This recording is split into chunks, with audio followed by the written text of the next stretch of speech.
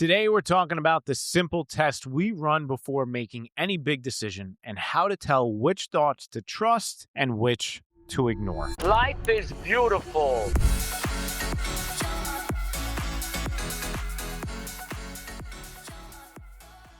Nick, you're going to be very, very proud of me when I tell you this story. Tell me. So, you know when you're like up late at night and your mind is just racing and it's like worrying about all sorts of different shit? Yeah. Yes, I do. So that was me last week. And the thoughts it was producing were all doubtful thoughts, very specifically about this daily podcast that we have. My mind was telling me that the daily podcast is never going to work, that we should put our resources elsewhere, that it's too much input, it's too much work to be putting into our business for very little output. And basically it's just concocting, it's like a witch throwing things into her pot, trying to concoct this gigantic spell of doubt in my brain. That's the best way that I could put it. That's very visual, Mike. That was what it felt like. But like I said, you'd be super proud of me for what happened next. What happened? I talked to my mind as if it was a separate entity. You used our advice from our podcast. Which one? We had a whole episode about that, about talking to yourself. Oh, yeah. Like from a third person. Yeah. So this was the conversation I had. I said, all right, you're going to laugh too. All right, let's look at the facts here. It's Thursday night. You've been thinking and making decisions all day, actually all week for that matter. You are so tired and your willpower has been ground down so hard that you literally just ate 4 cookies before going to bed. Do you really expect me to trust you in this state? Nice. And that was it. That was all I had to say. 4 cookies. That's the part. That was the part where it was like, all right, fine, I'll stop. Oh, so, and I went to bed feeling peaceful, and it was a done deal. That was it. The doubt stopped.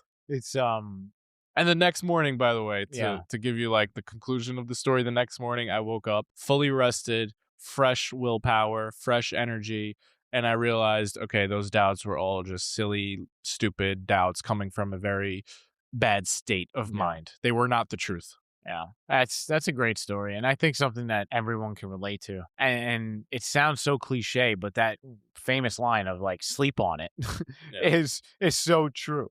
We logically, if you just think about it, right? You wake up and your battery is on full. And by the end of the day, your brain has worked so hard making all these little micro decisions throughout the day where it's impossible to think that brain at the end of the night is the same brain at the beginning of the day and could make decisions as good as that brain did in the morning. Yeah, I don't even think it's the lesson here is don't make decisions at night. For me, it's more meta than that. For me, it's don't make decisions or trust your thoughts when you are in a bad state in general. Because it's not, you can be in a bad state first thing in the morning. That's true. Right? I think this episode is really about state management and being aware of the state of mind that you're in. Because if you are in a negative state of mind, you should not trust your thoughts in that moment.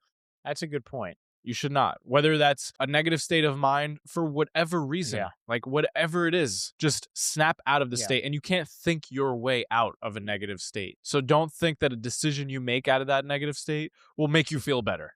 I've fallen into that trap. The reason I can say that so confidently is because I have fallen into that trap so many times. Because I've struggled with depression for the longest time, for years and years and years. And I would make terrible decisions when I was feeling depressed. Life-changing decisions sometimes that ended up being the wrong ones, rather than waiting for myself to feel good. That is when the best decisions come. That's when you decide the things from your highest self. So it's not just time of day. It's not just sleep on it. It's not that oversimplified. It's make sure that you are in a good state of mind before trusting that quality of thought. Okay, so how do you get yourself in a good state of mind? Let's say I'm listening to this podcast, right? I am in a shitty state of mind, right? How do I get myself in a better state of mind before making the decision I need to make? The very simple answer is change your physiology.